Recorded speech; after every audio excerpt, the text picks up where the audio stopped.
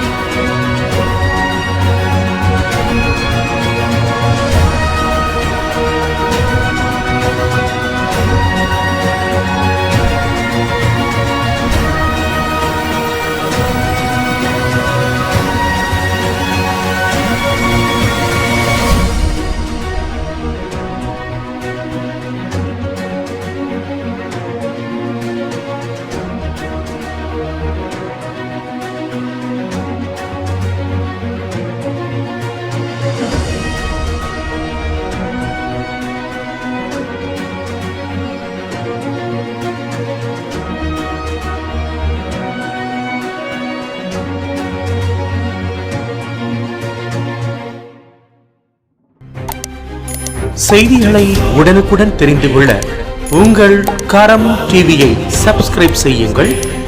அதோடு பெல் பட்டனையும் கிளிக் செய்யுங்கள்.